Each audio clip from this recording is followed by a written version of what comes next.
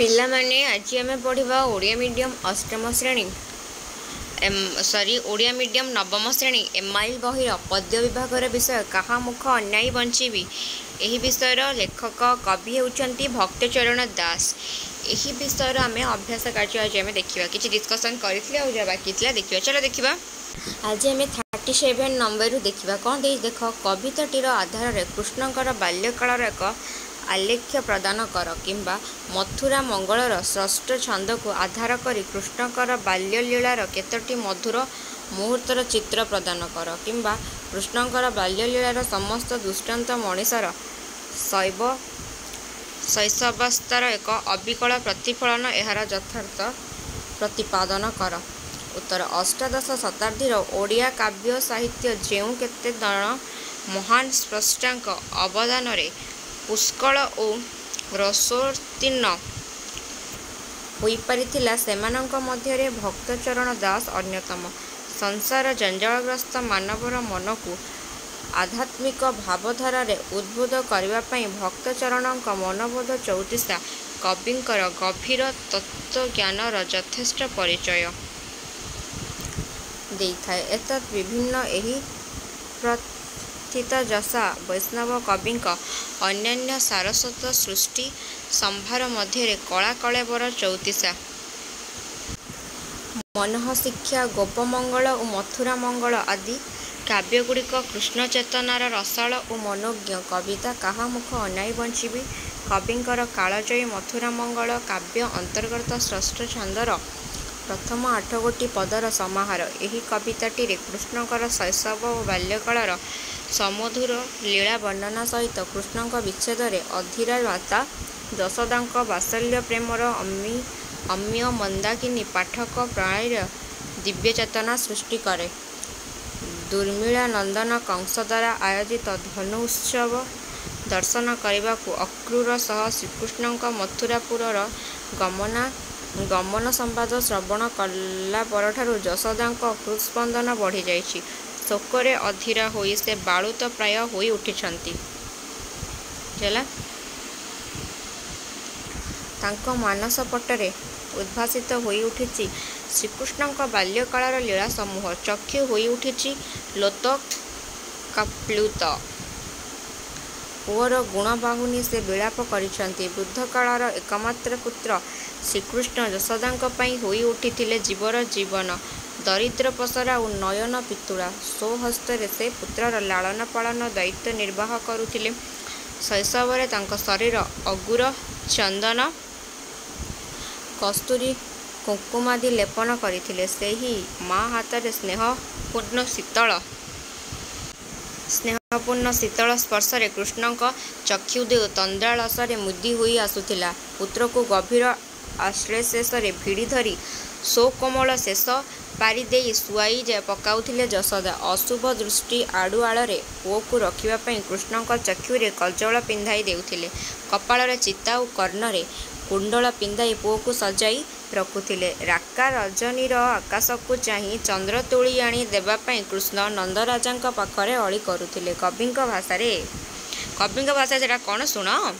କାହା ଅଙ୍ଗେ ଚତୁଃ ସମ ଲେପିବି କରି ସୁଷମ ନିଦ୍ରାରେ କେ ହେଉଥିବ ଘାରି କାହାକୁ ଅଞ୍ଜନ ଦେବି ବସ୍ତ୍ରପାଡ଼ି ଶୁଆଇବି ପିତାଙ୍କୁ ମାଗିବ କେହୁ ହରିରେ ଜୀବ ଧନ। ବୁଝିହେଲା ତ ଦେଖ। କୃଷ୍ଣଙ୍କ ମସ୍ତକସ୍ଥ ସୁବିନ୍ୟସ୍ତ ଘନ କୃଷ୍ଣ କେଶରାଶିକୁ ସଯତ୍ନେ ବନ୍ଧନ କରି କୁସୁମ ମଣ୍ଡନ କରି ଦେଉଥିଲେ ଜନନୀ ଯଶୋଦା। ଅନ୍ୟ ଗୋପାଳ ବାଳକଙ୍କ ସହ କ୍ରୀଡ଼ା କୌତୁକରେ ମାତି ଧୂଳି ଧୂସରିତ ହୋଇ ଉଠୁଥିଲେ। ମା ତାଙ୍କୁ କୋଳକୁ ଉଠାଇ ଝାଡ଼ି ଦେଉଥିଲେ ଓ ପୁନରାୟ ଅପରିଷ୍କାରର ଲୁଗା ବଦଳାଇ ଦେଉଥିଲେ। ସବୁ ମା'ଙ୍କ ପରି ପ୍ରିୟ ପୁତ୍ର କୃଷ୍ଣଙ୍କ ମନ ଜାଣି ଖାଦ୍ୟ ପ୍ରସ୍ତୁତ କରୁଥିଲେ ଯଶୋଦା। ଅମୃତସର, କ୍ଷୀରସର, ଲବଣୀ, ରାବିଡ଼ି ଆଦି ପୁଷ୍ଟିକର କ୍ଷୀରଜାତ ଦ୍ରବ୍ୟ, ପାଚିଲା କଦଳୀ କୃଷ୍ଣଙ୍କ ପାଇଁ ଅରୁଚିକର ଥିଲା। ଆଦର କରି ପାଟିରେ ଦେଲେ ସେସବୁ ଥୁ ଥୁ କରି ସେ ଫିଙ୍ଗି ଦେଉଥିଲେ। ବେଶୀ ବାଧ୍ୟ କଲେ କୃଷ୍ଣ ବିରକ୍ତ ହୋଇ ଉଠୁଥିଲେ, ଏପରିକି କୋପାବିଷ୍ଟ ହୋଇ ରନ୍ଧନ ପାତ୍ର ଭାଙ୍ଗି ପକାଉଥିଲେ। ପୁତ୍ରର ଏକାଦଶ ଅଝଟପଣ ଦୁଷ୍ଟାମିକୁ ମା ଯଶୋଦା ମଥାପାତି ସହି ନେଉଥିଲେ। ବୁଝିହେଲା। କିଶୋର କୃଷ୍ଣ ସାଥୀ ଗୋପାଳ ବାଳକମାନଙ୍କ ସହ ଧେନୁ ନେଇ ଗୋଚାରଣ ନିମନ୍ତେ ଯାଉଥିଲେ। ସେହି ସମୟତକ ଯଶୋଦାଙ୍କ ବ୍ୟସ୍ତତା ବହୁଗୁଣିତ ହୋଇଯାଉଥିଲା। କ୍ଷଣକ ପାଇଁ ହେଲେ ମଧ୍ୟ ପୁତ୍ର ବିଚ୍ଛେଦ ତାଙ୍କୁ ବିଷାଦିତ କରୁଥିଲା। କବି କଣ୍ଠରେ ଯେତେବେଳେ ବନେ ଯାଉ ସଙ୍ଗରେ ମୋ ପ୍ରାଣ ନେଇ, ନିମିଷେ ବିଚ୍ଛେଦ ନ ସହି ଏବେ ଯିବୁ ମଥୁରାକୁ, ମୋତେ ସମର୍ପି କାହାକୁ, ଚନ୍ଦ୍ରମୁଖ ନ ଦେଖିଲେ ମୁହିଁରେ ଜୀବଧନ, ଜୀବନ ହାରିବି ଗଣ୍ଡ ଜଳେ, ତୁ ମୋତେ ଅନ୍ତର ହେଲେ ତିଳେରେ। ବୁଝିଲା।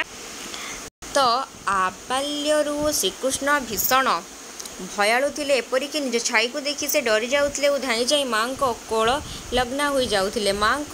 ମାଙ୍କ ପିନ୍ଧା ବସନଟା ଢାଙ୍କି ନେଉଥିଲେ ମୁଖମଣ୍ଡଳ। ଗୃହକାନ୍ଥରେ ଅଙ୍କିତ ଚିତ୍ରପନ୍ଥିରେ କୌଣସି ଭୟଙ୍କର ରୂପ ତାଙ୍କ ଦୃଷ୍ଟିପଥାଦୂଢ଼ ହେଲେ ସେ ତତ୍କ୍ଷଣାତ୍ ସେହି ଘରୁ ବାହାରି ଆସୁଥିଲେ। ଭୟ ହେତୁ ରାତ୍ରିରେ ସେ ମାଙ୍କ ଦେହ ଲଗା ହୋଇ ଶୋଇବାକୁ ପସନ୍ଦ କରୁଥିଲେ। କୌଣସି ଭୟଙ୍କର ସ୍ୱପ୍ନ ଦେଖିଲେ ଚମକି ପଡ଼ୁଥିଲେ। ତାପରେ ମା ଯଶୋଦାଙ୍କ ବେକକୁ ଜାବୁଡ଼ି ଧରି ଦେହକୁ ଆଉଜି ପଡ଼ୁଥିଲେ। ପୁଅକୁ ସସ୍ନେହ ଆଲିଙ୍ଗନପୂର୍ବକ ମା ପୁନରାୟ ଘୋଡ଼ାଇ ଶୁଆଇ ପକାଉଥିଲେ। କୃଷ୍ଣ ଶାରୀରିକ ଦୃଷ୍ଟିରୁ ଦୁର୍ବଳ ଥିଲେ, ଯେଉଁଥିପାଇଁ ମାତା ଯଶୋଦା ଚିନ୍ତିତ ହୋଇ ରହୁଥିଲେ। ଏପରିକି ଦୁର୍ବଳତା ହେତୁ ଉଚ୍ଚ ପାହାଚ ଚଢ଼ିବାକୁ ସେ ସକ୍ଷମ ନଥିଲେ। ସ୍ନେହମୟୀ ଜନନୀ ଯଶୋଦା ସେଥିପାଇଁ ତାଙ୍କୁ ଗୋଡ଼େ ଗୋଡ଼େ ଜଗି ରହୁଥିଲେ। ପିତାମାତାଙ୍କ ସସ୍ନେହ ଲାଳନା ପାଳନରେ କୃଷ୍ଣଙ୍କର ବାଲ୍ୟ ଜୀବନ ସୁଖରେ କଟିଥିଲା। ବୁଝିଲା।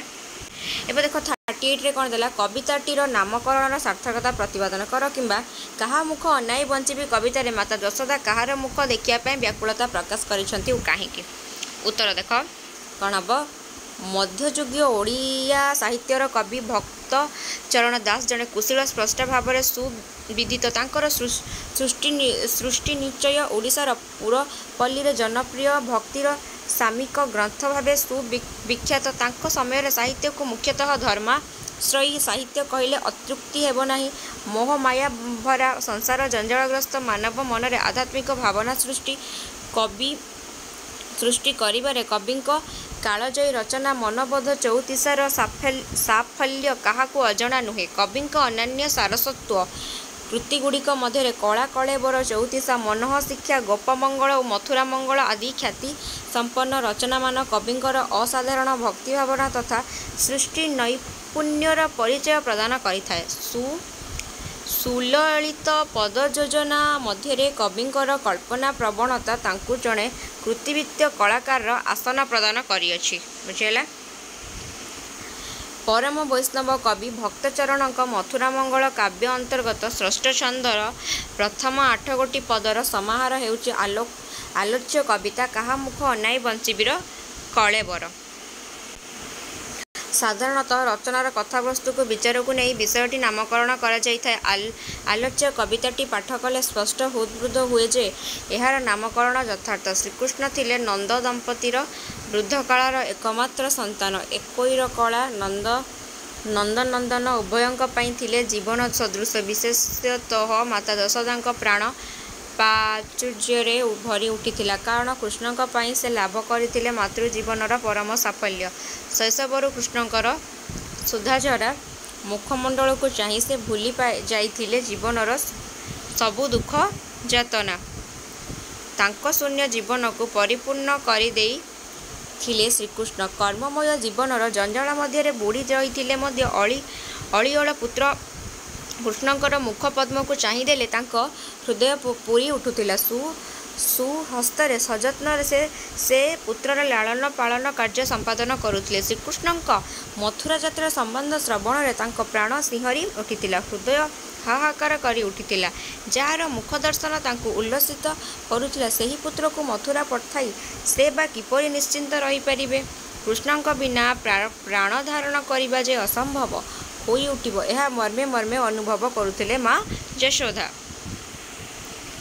ପୁତ୍ରର ଗୁଣ ବାହୁନି ସେ ବିଳାପ କରିବା ଆରମ୍ଭ କରିଦେଇଛନ୍ତି। କବିତାର ପ୍ରଥମ ପଦରୁ ହିଁ ଯଶୋଦାଙ୍କ କୋହଭରା ଭକ୍ତି କବିତାର ନାମକରଣର ଯଥାର୍ଥତା ପ୍ରତିପାଦନ କରେ। କବିଙ୍କ ଭାଷାରେ ଆରେ ବାବୁ ଶ୍ୟାମ ଘନ ତୁ ଗଲେ ମଧୁ ଭୁବନ କାହା ମୁଖ ଅନାଇ ବଞ୍ଚିବି ହେବ ଦଶ ଦିଗ ଶୂନ୍ୟ ଅଥିର ହେବ ଜୀବନ ନିଶି ଦିବସରେ ଝୁରୁଥିବୁ ରେ ଜୀବଧନ ଜୀବନ ବିହୁନେ ଯେହ୍ନେ ଯଶ ରାଜା ବିନେ ଯେହ୍ନେ ଗ୍ରାମ ଦେଶରେ। ଶୈଶବ କାଳରେ କୃଷ୍ଣଙ୍କ ଶରୀରରେ ଅଗୁରୁ ଚନ୍ଦନ କସ୍ତୁରୀ କୁକୁମ ଆଦି ଲେପନ କରିବା ଚକ୍ଷୁରେ କଜଳ ଲଗାଇବା ସୌକୋମଳ ସେଜରେ ଶୁଆଇ ଦେବା ଠାରୁ ଆରମ୍ଭ କରି କେଶ ବିନ୍ୟାସ ପୂର୍ବକ ମସ୍ତକରେ ପୁଷ୍ପମଣ୍ଡନ କରିବା କପାଳରେ ଚିତା କର୍ଣ୍ଣରେ କୁଣ୍ଡଳ ପିନ୍ଧାଇ ମୁଖମଣ୍ଡଳକୁ ସୋଲଭନ କରିବା ଆଦି ସମସ୍ତ କାର୍ଯ୍ୟ ଯଶୋଦା ସୁହସ୍ତରେ ସମ୍ପାଦନ କରୁଥିଲେ। ପୁତ୍ର କୃଷ୍ଣଙ୍କର ସୁଦର୍ଶନ ମୁଖାର ବିଧକୁ ଚାହିଁ ତାଙ୍କ ହୃଦୟ ପୁଲକିତ ହୋଇ ଉଠୁଥିଲା। ରାତ୍ରି କାଳରେ ଆକାଶକୁ ଚାହିଁ ଚନ୍ଦ୍ର ତୋଳି ଆଣିବାକୁ କୃଷ୍ଣ ପିତା ନନ୍ଦରାଜଙ୍କ ନିକଟରେ ଅଳି କରୁଥିଲେ। ପୁତ୍ରର ଶିଶୁସୁଲଭ ସେହି କାର୍ଯ୍ୟକଳାପ ସ୍ମରଣ କରି ବିଷାଦିତ ହୃଦୟରେ ମା ଲୋତକ ବର୍ଷଣ କରିଛନ୍ତି। ପୁତ୍ର ବିଚ୍ଛେଦରେ ଦେହ ଧାରଣ କରିବା ତାଙ୍କ ପକ୍ଷେ ଅସମ୍ଭବ ହୋଇପଡ଼ିବ ବୋଲି ବାହୁନି ଉଠି ଗାଇଛନ୍ତି। କ'ଣ ଗାଇଛନ୍ତି? ବାହୁନି ଉଠି ଏକଥା ସୁମରି ଯିବି ମରି ନିଶ୍ଚେ ଯେବେ ଯିବୁ ମଧୁପୁରୀରେ ଅଳିଅଳ କୃଷ୍ଣଙ୍କ ପାଇଁ କ୍ଷୀରସର ଲବଣୀ ଅଧାମ ସୁମିଷ୍ଟ ପାଚିଲା କଦଳୀ ଆଦି ସୁସ୍ୱାଦୁକର ଖାଦ୍ୟଦ୍ରବ୍ୟ ସଜାଇ ରଖୁଥିଲେ ମା ଯଶୋଦା। ସେସବୁ କିନ୍ତୁ କୃଷ୍ଣଙ୍କର ରୁଚି ନଥିଲା। ଆଦରରେ ପାଟିରେ ଦେଲେ ମଧ୍ୟ ସେସବୁକୁ ସେ ଥୁ ଥୁ କରି ଫିଙ୍ଗି ଦେଉଥିଲେ। ବାଧ୍ୟ କଲେ କ୍ରୋଧବଶତଃ ପାକହାଣ୍ଡି ଭାଙ୍ଗି ଦେଉଥିଲେ। ତାଙ୍କର ସମସ୍ତ ଅଳି ଅଝଟପଣକୁ ମଥାପାତି ସହିଯାଉଥିଲେ ମା ଯଶୋଦା। ଗୋପ ବାଳକ ଗ୍ରହଣରେ କିଶୋର କୃଷ୍ଣ ଧେନୁବତ୍ସ ନେଇ ଗୋଚାରଣ ନିମନ୍ତେ ବନକୁ ଯାଉଥିଲେ। ତାଙ୍କର ସେହି ଅନୁପସ୍ଥିତିରେ ଯଶୋଦାଙ୍କ ପ୍ରାଣ ଆତଙ୍କିତ ହୋଇ ଉଠିଥିଲା। ଅଧୀରା ଜନନୀ ଚାହିଁ ବସୁଥିଲେ ପୁଅର ଫେରିବା ବାଟକୁ। ତାଙ୍କ ନୟନ ପିତୁଳା ପ୍ରାୟ କୃଷ୍ଣଙ୍କୁ ମୁହୂର୍ତ୍ତେ ନ ଦେଖିଲେ ତାଙ୍କର ନୟନ ଯେଉଁ ପିତୁଳା ଥିଲା ପ୍ରାୟ କୃଷ୍ଣଙ୍କୁ ମୁହୂର୍ତ୍ତେ ନ ଦେଖିଲେ ହୃଦୟ କାରୁଣ୍ୟରେ ଭରି ଉଠୁଥିଲା। ସେହି ପୁତ୍ରକୁ ଦୁର୍ମିଳା ନନ୍ଦନ ଦ୍ରୁମତି କଂସପୁରକୁ ପଠାଇ କେଉଁ ମା ଥୟ ଧରି ରହିବ? ତେଣୁ ତାଙ୍କ କଣ୍ଠରୁ ସୁତଃ ସ୍ଫୁରି ଉଠୁଛି କ'ଣ ନା ଏବେ ଯିବୁ ମଥୁରାକୁ ମୋତେ ସମର୍ପି କାହାକୁ ଚନ୍ଦ୍ରମୁଖ ନ ଦେଖିଲେ ମୋହିରେ ଜୀବଧନ ଜୀବନ ହାରିବି ଗଣ୍ଡ ଚଳେ ତୁ ମୋତେ ଅନ୍ତର ହେଲେ ଶିଳରେ। ତ ଏଠି କ'ଣ କୁହାଯାଇଛି? ଆବାଲ୍ୟରୁ ଶ୍ରୀକୃଷ୍ଣ ଭୀଷଣ ଭୟାଳୁ ଥିଲେ। ଏପରିକି ନିଜ ଛାଇକୁ ଦେଖି ସେ ଡରି ଯାଉଥିଲେ। ମାଙ୍କ କୋଳରେ ମୁହଁ ଲୁଚାଇ ପକାଉଥିଲେ। ଅନ୍ଧକାର ଗୃହ ଦେଖି ଭୟରେ ଥରି ଉଠୁଥିଲେ। ଏପରିକି ଗୃହ କାନ୍ଥରେ ଅଙ୍କିତ ଚିତ୍ରପନ୍ଥିରେ ଭୟଙ୍କର ଛବିଟିଏ ଦେଖିଲେ ଭୟରେ ଶିହରି ଉଠୁଥିଲେ। ଶୟନ କାଳରେ ଅସ୍ୱାଭାବିକ ସ୍ୱପ୍ନ ଦେଖି ଚମକି ପଡ଼ୁଥିଲେ ସେ ଆତଙ୍କିତ ହୋଇ ମାଙ୍କ ଗଳା ବେଷ୍ଟନ କରି ଦେହ ଲଗ୍ନା ହେଉଥିଲେ। ଏପରି ଦୁର୍ବଳ ଓ ଭୟାଳୁ ପୁଅ କଂସାସୁର ପୁରୀରେ ହସ୍ତୀ ଓ ଅଶ୍ୱ ଭୟଙ୍କର ରାକ୍ଷସମାନଙ୍କ ଗ୍ରହଣରେ କିପରି କାଳାତିପାତ କରିବ ଏହି ଚିନ୍ତାରେ ଯଶୋଦା ମିୟପ୍ରାଣ ହୋଇପଡ଼ିଛନ୍ତି। ବିଶେଷତଃ ପୁତ୍ର ବିଚ୍ଛେଦ ସହ୍ୟ କରିବା ତାଙ୍କ ପକ୍ଷେ ଅତୀତ ବେଦନାଦାୟକ ହେବ ଏବଂ ପୁତ୍ର ମୁଖ ଦର୍ଶନ ବିନା ତାଙ୍କ ଜୀବନ କାରୁଣ୍ୟରେ ଭରି ଉଠିବ ଏହା କହି ସେ ବିଳାପ କରିଛନ୍ତି। କାରୁଣ୍ୟରେ ଭରି ଉଠିବ କହି ସେ ବିଳାପ କରିଛନ୍ତି।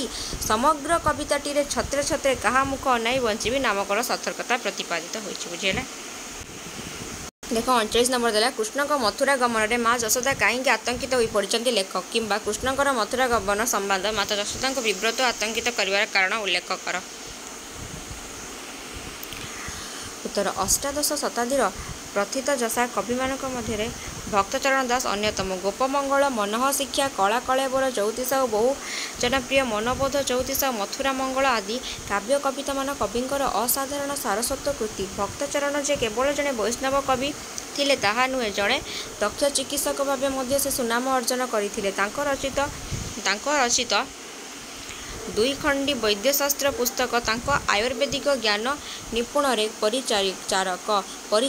ଏହି ଭକ୍ତ କବିଙ୍କ ଶ୍ରେଷ୍ଠ ସାରସ୍ୱତ କୃତି ମଥୁରା ମଙ୍ଗଳରେ କବି ଶ୍ରୀକୃଷ୍ଣଙ୍କ ମହିମା ପ୍ରଖ୍ୟାପନ କରି ସେ ଯାହା ବର୍ଣ୍ଣନା କରିଛନ୍ତି ତାହା ତାଙ୍କୁ ଜଣେ ବିଶିଷ୍ଟ ବୈଷ୍ଣବ କବିର ଆସନରେ ଆସୀନ କରିଛି।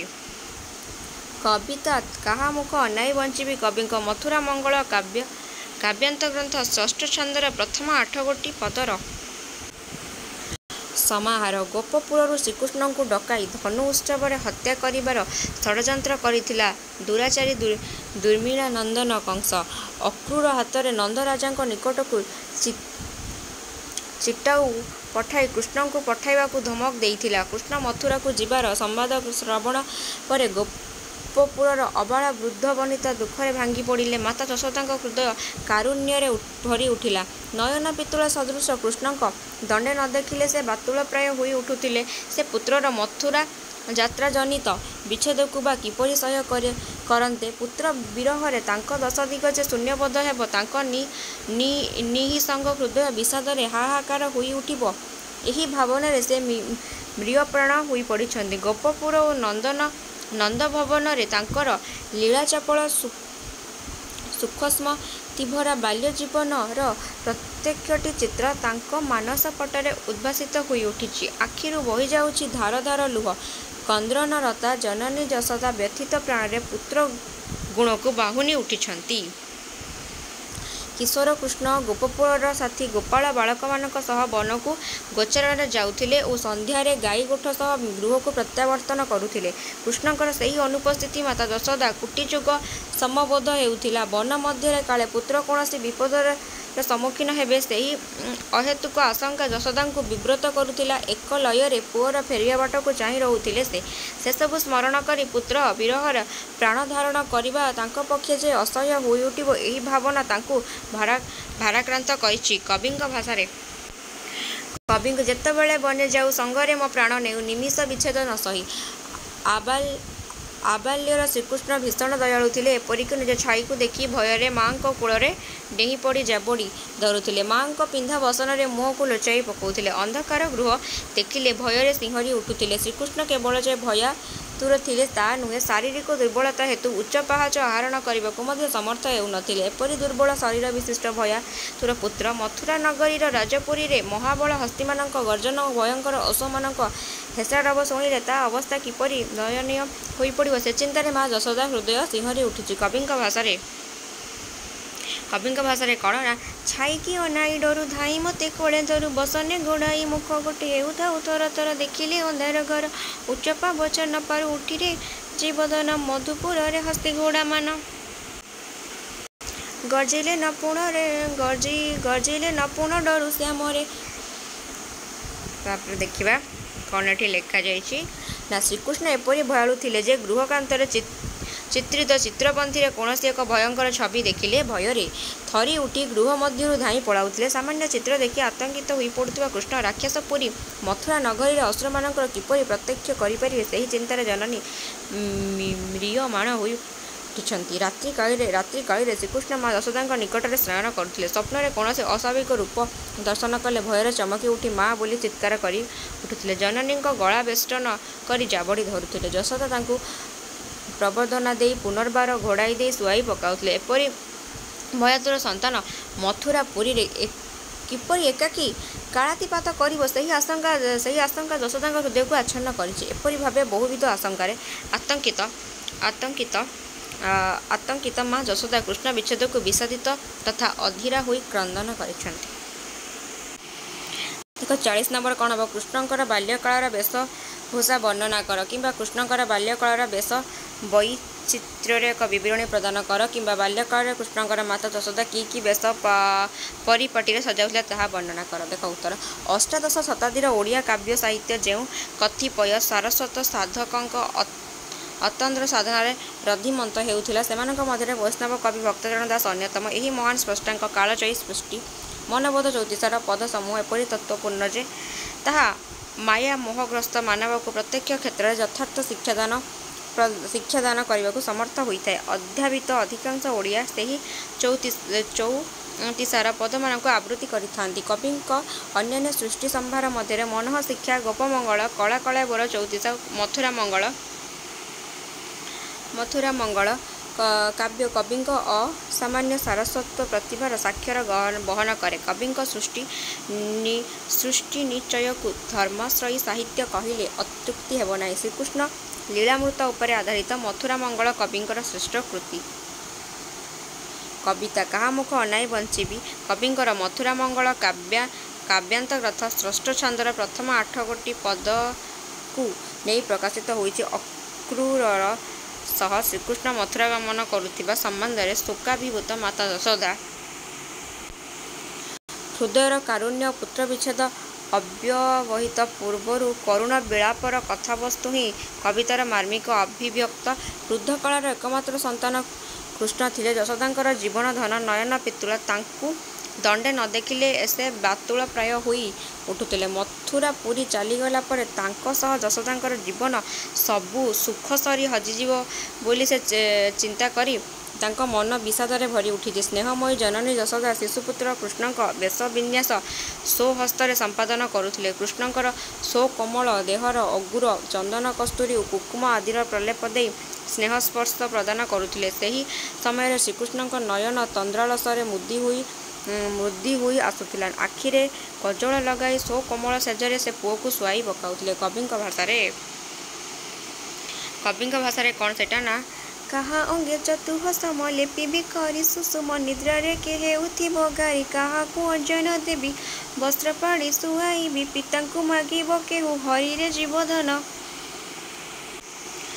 କ'ଣ ନା କୃଷ୍ଣଙ୍କର ଘନ କୃଷ୍ଣ କେଶରାଶିକୁ ସଯତ୍ନେ କୁଣ୍ଡାଇ ଜୁଡ଼ା ବାନ୍ଧି ଦେଉଥିଲେ ମା ଯଶୋଦା। ନାନାବିଧ ସୁବାସିତ ପୁଷ୍ପରେ ମସ୍ତକ ମଣ୍ଡନ କରି ଓ କପାଳରେ ଚିତା ଆଙ୍କି ଦେଇ ଉତ୍ଫୁଲ୍ଲିତା ହେଉଥିଲେ ଯଶୋଦା। କର୍ଣ୍ଣରେ କୁଣ୍ଡଳ ପିନ୍ଧାଇ କୃଷ୍ଣଙ୍କର ମୁଖାରବିନ୍ଦ ଦର୍ଶନରେ ଉଲ୍ଲସିତ ହୋଇ ଉଠୁଥିଲେ ସେ। ସେହି ଦେବୋପମ ମୁଖପଦ୍ମ ଦର୍ଶନରେ ଜୀବନର ସମସ୍ତ ଦୁଃଖ ଭୁଲି ଯାଉଥିଲେ ସେ। ମଥୁରା ଚାଲିଗଲା ପରେ ସେଥିରୁ ବଞ୍ଚିତ ହୋଇ କିପରି କାଳାତିପାତ କରିବେ ସେହି ଚିନ୍ତାରେ ହୋଇଛନ୍ତି ଜନନୀ ଯଶୋଦା।